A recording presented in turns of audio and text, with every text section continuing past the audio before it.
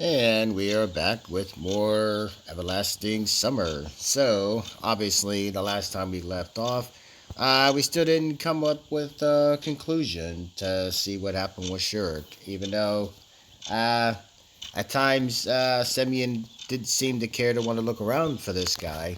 I kind of thought maybe it wasn't important to look for him, but they also thought a little bit about his situation.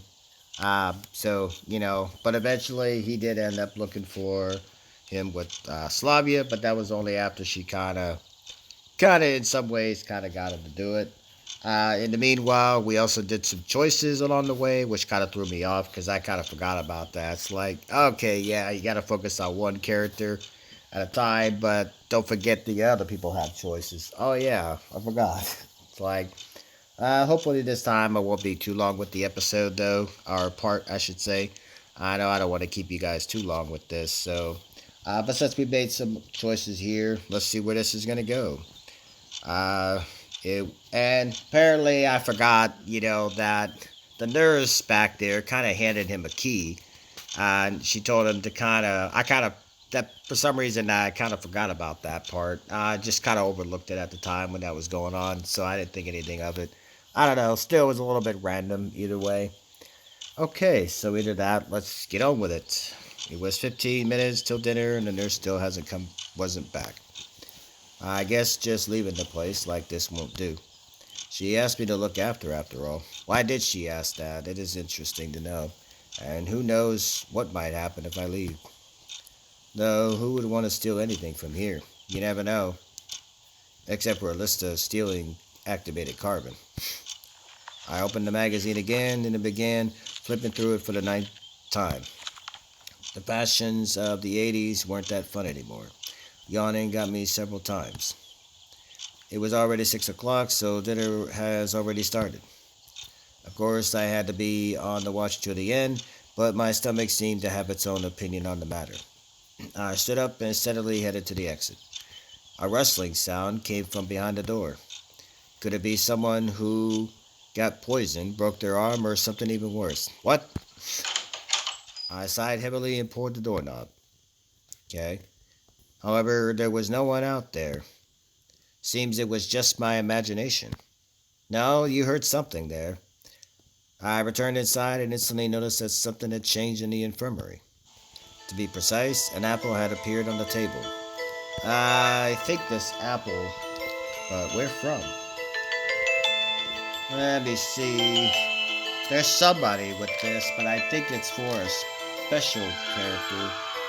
Uh, Miku and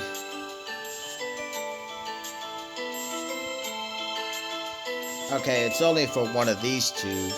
For Miku, you're not don't eat the apple. When you're doing Eula's part, you're supposed to eat it. I'm not exactly sure how that's gonna go here since neither one of those girls are on lock right now, so it probably won't matter if I eat it or not eat it. But it's hard to say on that. Fruits can't just materialize from thin air by themselves, can they? No, I'd imagine not. Though in this camp, anything is possible. Chances are someone just brought it here. But who did? Maybe Alina wanted to thank me. Somehow I don't think it was her that brought it, given that she's all shy. And, but wait, how could she just slip past me like that? Lita wouldn't climb through the window after all. So there must be something else. I was suddenly overwhelmed by fear. What if the apple is poisoned? No, why would someone complicate things when I'm here totally helpless and could be killed way more easily? Or it might be the apple which Eve tasted in the Garden of Eden. My goodness, come on, man. In that case, I certainly shouldn't eat it. I mean, in this case, since you have to complete everybody's good route anyway, we're not going to eat it. I don't know, so it's not really going to make a difference here if we do anything with it. And it only has an effect if you're going for Miku's route anyway, so it's not really going to make a difference. The same second my stomach reminded me it was there by rumbling traitorously. However, it would take time to close the infirmary to reach the canteen to get food. My stomach is about to eat itself. Wow. There is nothing wrong, I guess. Once again, I try to remember if this apple was here before. Surely it wasn't. In the end, it must have appeared from somewhere. Maybe it got here through the window. The shutter was slightly open, so someone must have reached in and put it here. Nothing serious, however. Well, I'm gonna make two choices of this because that's just kind of how I am. So we're gonna overwrite this save and the other save that I kind of did beforehand. Uh, this way, this save is here. If anything goes wrong, I can always come back to it, put it to another way, and go about it. So for now, we're not gonna eat it. No. Even assuming that this is a normal apple, in any case, I shouldn't eat unwashed fruits. Just like that. I found a reason for my fear and put the apple away. It was time to go for dinner. Along the way, I ran into Electronic. How's it going? Did you find Shurik? No, still no sign of him. Don't worry. We'll find him. I tried to cheer him up. Too much time has passed. I'll just keep on searching. What about dinner? No, finding Shurik is more important. He muttered thoughtfully. I left him at the crossroads and wished him good luck. Pioneers crowded in the doorway. I quickened my pace, trying not to be the last one in the line, at least for today. And I was lucky, in the far corner was an absolutely empty table. I took my dinner quickly and sat at the table. Tonight's dinner consisted of fruit soap and a pair of buns. This set surprised me at first, but the taste was actually nice. I concentrated on eating. Lena, let's go here. Look, 3 free chairs. Lena and Miku stood in front of me. Are these taken? Wonderful, Lena. No, take a seat. Of course, I wish you were alone. Thank you. Whoa. As soon as Lena said that, Xenia jumped out from behind her back. Where have you been? I sit here. There are no places left, she said, putting her tray on the table and sitting down, not even waiting for my answer. Sure, make yourself at home. I muttered sorrowfully. What? Yeah, you and, apparently, I looked up something while I was doing the walkthrough here, kind of a few days ago. And apparently, she doesn't exactly have, like, a route per se, but she kind of does. But it's only after, like, which has nothing to do with the game. It's like, I don't know, it's, I, if it unlocks for me, I'll see if I can do it. But you can only get access to her after everything is completed. Some reason I thought maybe this girl might turn out to be the wolf girl, but I guess somebody else is that. So I thought maybe somebody might be in disguise of that. So my curiosity kind of got the better of me of it. It was like, okay, maybe I suspected Olga or one of the two. It's like somebody got to be in this camp to kind of know something. I don't know. Because the fact that they all can't leave, it's like, okay, somebody has to know something, right? So, but apparently she does have one. And that means it's kind of like, okay, she's not quite, not quite like has a main story plot, like what's going on in it.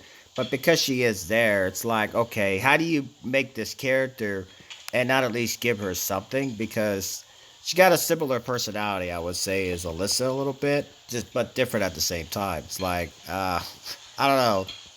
I get interested when I see characters like this to kind of have these faces. They're like, okay, you're making me curious about you more and more every time I see you. Nothing. To tell the truth, I wanted to reduce the whole company to just Lena, though neither Miku nor Xenia were causing much trouble. Except one was too talkative and the other was too arrogant. But nevertheless, they were absolutely harmless, especially comparing to some others I could name. Oh, seems I forgot my key. Don't worry, take mine. I was surprised by Miku's short reply. Do you live together? Of course. Didn't you know? Together. Our cabin is the rearmost. I mean, the farthest from here. I mean, the last one. I wouldn't have surprised if somebody told me that Lena lived with Slavya. Somehow I wouldn't think that, or with Xenia at worst. Even electronic. But silent and shy Lena and excessively talkative Miku as a pair. I can see it a little bit. Miku just kind of is friendly with everybody, a little bit. Although, she's not quite as like this. That version of Miku is a little bit of a tsundere. Yeah. Although it's not quite like, she's not the extreme type, but she still has some of those traits of it. That's really a surprise. Did you find Shurik? It's strange that Xenia is disturbed by someone's problems. No. Surely he is at the village buying cigarettes. Or vodka. She snorted. Village? At that moment, the conversation got much more interesting. What in the world? Got a problem with villages? No, not really. I mean, are you from one? Xenia looked amazed. You mean there's a village nearby? I think so, she said uncertainly. I looked at Lena and Miku, but they were busy with their meals and did not pay attention to our conversation. You mean you don't know exactly? Why should I care? Yeah, come on now. Yeah, you do. Says you do care. It's like, only because he's asking, right? Xenia stared at her dish. My goodness. But there must be something nearby. Listen. Listening.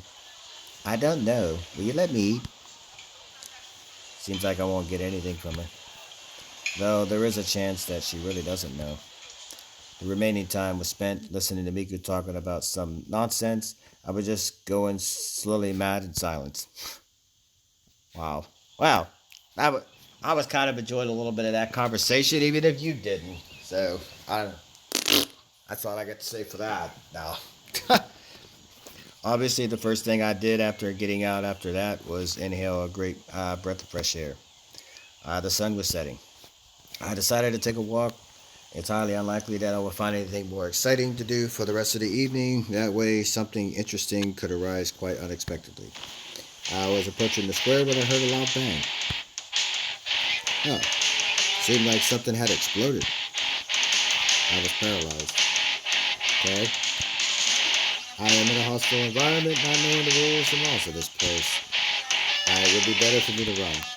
But at the same time, I was curious. Probably I would have just kept standing there, but somebody grabbed my hand.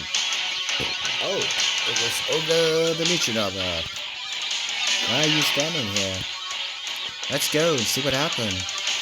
Can't you ever manage without me? I begged her pitifully. It shouldn't be anything serious. I hope. When we came to the square, there was already a crowd of pioneers. Come on, phone!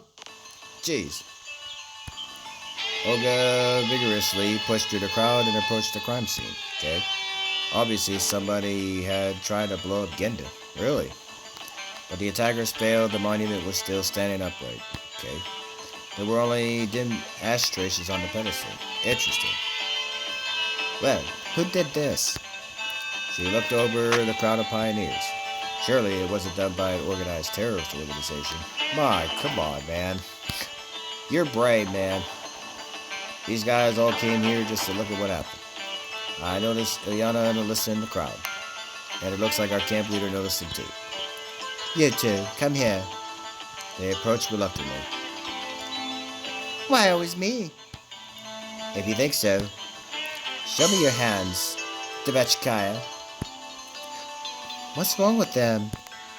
I looked closer and saw that they were smeared with black. Now it's clear. What did you make a bomb with? The junior terrorists seemed to hesitate over whether or not to confess, but then blurted out proudly. So when they were doing some kind of mischief, is that what that was? Activated carbon, saltpeter, and sulfur. My goodness. You try to blow something up? What in the world? So that's what you kind of wanted it for. I was curious back there. No wonder why. It's like, let you have that. I'm kind of curious how that suit would have played out if we did give it to you. Would you have gone with her? I don't know. Wait a minute. Carbon? Carbon that she stole from the first aid kit, pretty much. Why exactly the monument? What did this honored man ever do to you? The fighter for the rights of... Oh boy, that's not good. You got angry at that one. Can hardly imagine how long she would have kept on scolding Alicia if Electronic hadn't popped out at that very moment shouting. Oh. I found it! I found it! Everyone turned towards him. He had a boot in his hand. Here! Electronic boastfully shook it over his head. It's Shurik's boot! Okay, calm down. Tell us in detail where you found it. In the forest! On the way to the old camp! Whispers ran along the pioneers. Old camp? The old camp? Now wait a minute, who said that? Never mind, I kind of voiced someone else. Are you sure? Absolutely. What's so special about this old camp? I joined in the conversation. It's nothing special, really. Is this third person gonna turn out to be one person we haven't met yet? So you're gonna turn out to be Eula. I'm curious. I mean, not saying that she'd make an appearance. You couldn't do her route even if you wanted to, but I am curious. Because we did kind of run into a scene with an apple back there. That's interesting. She stammered. One of the Soviet legends tells the story of a young camp leader's ghost living there. She fell in love with a pioneer, but he rejected her, so she killed herself. What? She committed harakiri with a kitchen knife. What? Harakiri is Japanese. Is this supposed to be Russia? Do you guys do that there too? I don't know. And why are you smiling about that? That doesn't sound so happy there. Next day, that boy was hit by a bus. Oh my goodness. Yeah, Truckoo. Go figure, right? Ilyana ran out of the crowd. My goodness. Bus. I refrained from asking about the route number. My goodness. But science doesn't acknowledge the existence of ghosts, so we have nothing to be afraid of. Wow. Anyway, somebody should go there. Suddenly, the crowd started to thin out. Oh god, Dmitriyeva, it's almost night. Maybe tomorrow. I turned around and saw Slavya and Lena. What if at night something happens to him? No, today, right now. By the way, where is this place? Electronic just roughly described to me the directions and told me the story of the old camp. The old camp leader looked at me attentively. If you think that you're the only man here. What? I mean, pretty sure Electronic is a guy. Well, one guy, there was another one missing. That was the only other guy. And I see other people in the background. I guess they don't really count, though. Look around the area. Of course. Electronic was quick to flee. I said I wouldn't walk in the woods alone. If you ask me, I would. Oh boy. Where is this going? What do we have here?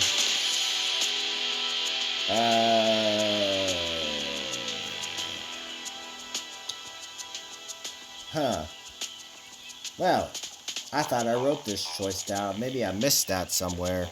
Well, we're obviously gonna go with Slavia then. Well, wait a minute. Let's find out.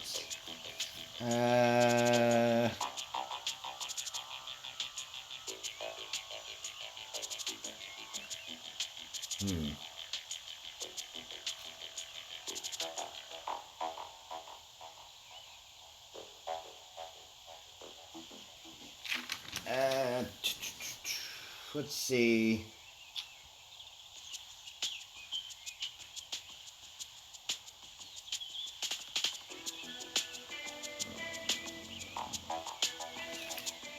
I must not have wrote her choice down. Well, we're obviously going to go with Slavia, but let me make a choice because I'm not going to go alone. So let's overwrite this top one. Okay. Let's see here. And go with Slavia. I'll go with him. Very well. It's better together. Are you sure? I asked Slavia in a whisper. I wanted to be sure, but she didn't answer, just smiled. I looked speechlessly at Slavia for some time. Why is she always helping me? Wow. Very good. Good luck, then. Both of you. We'll need it. What do you mean? After 4 days you spent around this girl, you don't think that this girl has some type of affection for you? I mean, I'm gonna. You even think of her yourself? I don't know. At times, the camp leader and the other girls said their goodbyes and went their own ways. I guess. I mean, you could constantly actually make some bad choices where you don't end up getting on somebody's route. Oh, at that point, I would just be making bad choices as opposed to getting a bad ending. Yeah, that's kind of sucks. So we're not gonna do all that. I was quite surprised that they're treating our night walk through the forest to the abandoned camp as something normal. Well, it can't really be helped. Wait a minute. I'll bring a flashlight. A flashlight, sure. Hmm. While I was waiting for Slavia, I had a strange thought. Why is she always so kind, sympathetic, and ready to help? Wow. Why did she offer to go with me to God knows where? 'Cause I picked the choice. It's always the quiet ones. Wow, I mean, you would be. What would you be saying if I would have chose the other option? I'm curious how that's gonna go. So when we do the other choices, I'm curious what this guy is gonna say because it's gonna be like, oh, you contradicted yourself here, right? No, it just happens to go this way. No, should I be concerned about her? No, I'm back. With a smile, Slavia gave me a flashlight. Shall we go? When Will Electronic told us the old building was built right after the war, and it looked like a kindergarten or like a barracks, I expected it definitely could hold less pioneers than today's camp. It had been abandoned for about 20 years. How would you know that, since this is your first time being there? It was now totally dark. Well, I could see a little bit. I guess he's supposed to be kind of imagined it's kind of dark. It seemed like the forest was as afraid of us as we were of it. Trees politely moved away, grouping at the sides of the path and patiently watching us. An owl wooed at somewhere far away, but more quietly than usual. I wasn't afraid walking next to Slavia. Probably in any other situation, even in the real world, I would be too scared to go into a forest without a proper path. But I tried to get rid of these thoughts. Although it was strange, Flavia probably soothed my self-preservation instincts and my sense of reality was blunted. If it continues this way, I'll jump towards some beast with a smile on my face. You're not afraid at all, are you? Meaning? Flavia turned around and looked at me, smiling in a strange way, either with miscommunicating or with gentle mockery. Or maybe I was just seeing things. Nope. Well, night, the forest, the old camp. Yes, it sort of gives me the chills. Just sort of. Are you afraid? No, well, yes, but it's a natural human reaction in this kind of situation. I didn't want to show my fear, but I wasn't really scared. I just felt that being scared is what I should be in this situation like this. It was like my body had stopped producing antibodies to fight against an infection. I was scared not by the night forest, but by the fact that I was reacting to everything that was happening in the wrong way. On the other hand, I didn't want to make a fool of myself. I say. Slavia smiled again and continued walking. The path, surrounded by trees and bushes, was becoming more narrow. The deeper we went into the forest, the less clearly we could see the moon. For a moment, clouds hid the moon and everything was submerged into almost pitch-black darkness. Wow, it's getting interesting. I closed my eyes tight, and when I opened them, the moon had taken its place again and painted the world in the bright white colors of its night shroud. I only just realized how much I hate the dark. Finally, a clear space appeared away ahead, and a minute later we were standing at the edge of a forest glade. Oh boy. Boy, oh boy. Yeah, I can see why they don't use this place. This place probably would be a little bit creepy somewhat. It was a ramshackle old camp building, eroded by rain, rust, and beetles. It smiled at us with broken windows like a gap-toothed mouth. A silent rebuke from the dead to the living could be read in this smile. A cemetery fog clouded the whole glade as so ghosts, ghouls, zombies, devils, and other... Come on now, man. Your brain is going a little bit haywire there. The sight was enough to give the average person a heart attack, or at least a panic attack. If Slavia hadn't taken my hand, I surely wouldn't have been able to stand it. It won't be as scary this way, she smiled. I couldn't say anything else, just grasped her hand tightly. What am I even doing here? Looking for Shurik at night in the forest. Here? Never know. How could I ever agree? There's not a single normal person who would. But the world around me can't really be called normal. I try to persuade myself that I was finding answers and that it can't really get any worse. To be honest, nothing bad had actually happened to me during the last 4 days in this camp. Besides, I had no special reason to think that something bad would happen. Maybe it's just the way the world works. People can't live without adventures. Shall we go? Yeah, I guess. But we didn't make a move. Slavia seemed to be waiting for me to take the first step, but I had just enough courage to stand still without running away. Ah! Foot was starting to fall asleep there. The moon showed up from behind the clouds again and lit up the old camp building. Now it less looked like a tomb, but all dead pictures in my imagination grew real. Visions of ghosts became more focused, the wailing of the wind and the grass rustling got clear. Voices of the unknown origin could be heard from afar. Seems like it was a great place before. I looked at Slavia carefully. Maybe she was scared, but she was trying to hide it. Knowing that, I felt a little better and calmer. Maybe. Let's go. Sure. I stepped carefully, watching every step, trying not to touch the old fence, the crooked merry-go-round, or the rusty slide. In some places, the grass was waist-high, so any wrong move could lead to broken legs or hands. At last, we came to the entrance, and I pointed my flashlight inside. The darkness that looked back at me was much scarier than the view outside. At least the moon shone brightly there. I gathered up all my courage and crossed the threshold. Oh. The inside of the old camp building looked like a kindergarten from my childhood. The layout and the interior, even the rotten furniture, was similar. Well, I shivered, picking out more and more remains of the joy of children long gone with the flashlight. Creepy. What's with that face? That face that you're making is kind of creeping me out. I don't know. It's like, look at those eyes, man. I mean, yeah, it kind of is, but I don't really see this face from you very often, but that's interesting. I'm not only holding my hand by now, but embracing it, firmly pressing herself against me. Well, I didn't sense fear in her voice. I wondered whether it was a good idea to come here in the middle of the night.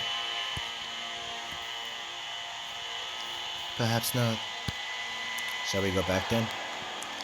No. What about Shurik? She said in genuine astonishment. Well, Shurik, why did he even come here in the first place? Maybe he isn't even here. Where else could he be? I don't know. Eaten by wolves, maybe? Boy, oh boy. This guy. Don't say that. Slavia frowned and stepped away from me. You really do have a way of words, don't you? I was already so used to being with her that I was slightly upset by her reproach. Because you take everything as a joke. That's the problem with you there, man. I mean, yeah, there's a time and a place for messing around, but in this case, since you're kind of new there and you don't really know a whole lot of them, it's a little bit, dickish to come across that way. I don't know. It's just the way I look at it anyway. Well, okay. Let's assume that there are no wolves. Though you can never be sure. Well, since we're here, let's search. We search all the rooms of the old camp, playrooms, bedrooms, canteen, kitchen, and toilet. I even looked into the closet, which was choked with empty, decayed cardboard boxes. Look.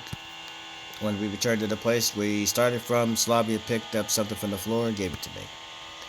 It was an old doll with torn, frayed threads, missing an hand, and an eye faded from damp. So what?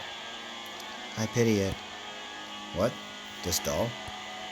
Yes. Why would you pity it? Someone played with her, then just threw her away and forgot about her. And she's been here all these years, in the rain, in the cold. Oh, wow. I couldn't really tell if Slavia was serious or not. I don't think this is the time to think about such things.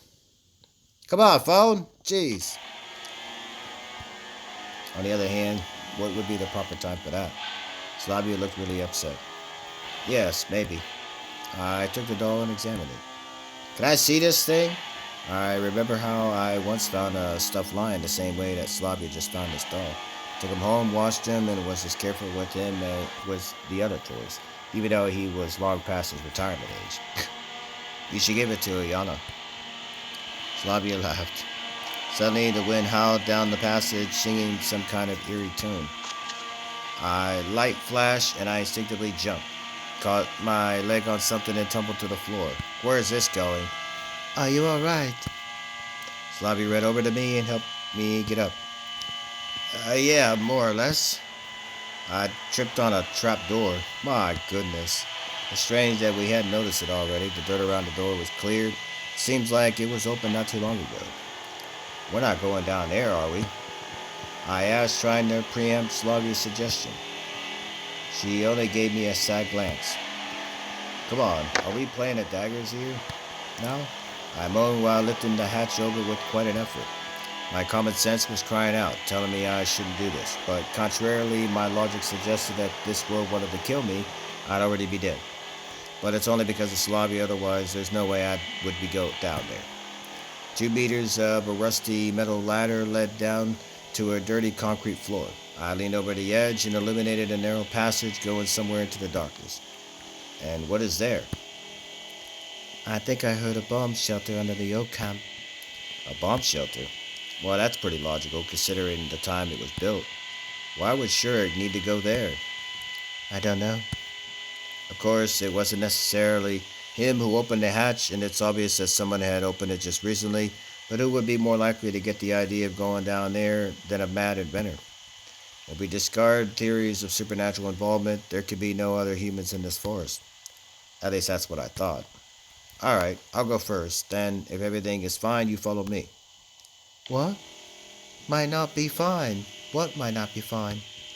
Slavia looked scared, but seemed to ask more out of politeness. Well, I don't know. Rats, for example. Are you afraid of rats? Guess I shouldn't have asked. I sighed deeply and began to descend. Oh, my. We advanced slowly, holding hands. Interesting scene. So, and acids, they're both scared to be here. It's kind of funny how this is turning out to be. In the pitch darkness, the flashlight was not helping much. Only occasionally it would illuminate pieces of old newspaper and scrap metal lying here and there. Suddenly it began to feel as if the walls and the ceiling, covered in endless twisting cords, were pressing in on me, as if the passage was getting narrower. I spread my arms, trying to measure the passage's width. Are we still far off? Asked Slavia sadly. Far from where? I've got no clue. All right. Just then, a massive metal door appeared before me as if from nowhere. Oh? Cried Slavia softly. I tried the handle and it seemed to yield a bit. You ready? Not sure. Though, speaking frankly, what could you prepare for in such a situation? The wheel turned a few times, squeaking horribly, then finally reached its limit and went quietly. I pulled on the door with all my might, and it reluctantly opened. There was some sort of chamber behind it. Which turned out to be the bomb shelter itself. Interesting.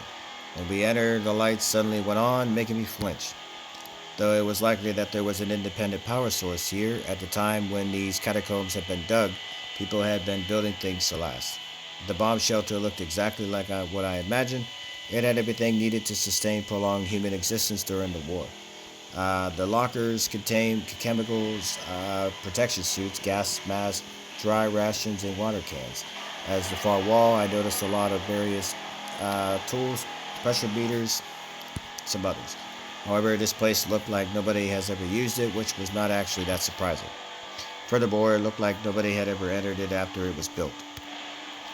Slavia gave me a questioning look. Well, Shurik is definitely not here.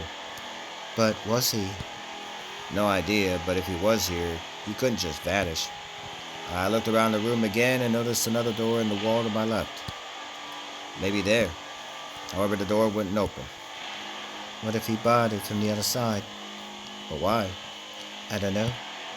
Still, it was quite possible, assuming he was there at all. By the look of the thing, Shurik was hiding, maybe running from someone.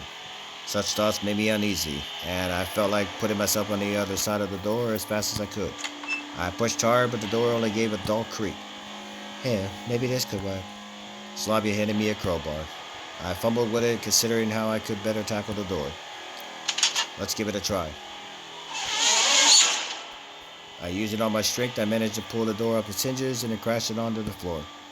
While I was recovering from my effort, Slavia pointed the flashlight down the newly opened passage. There's a corridor here, just the same as the previous one. Geez, this place is a real maze. Shall we go? Hold on.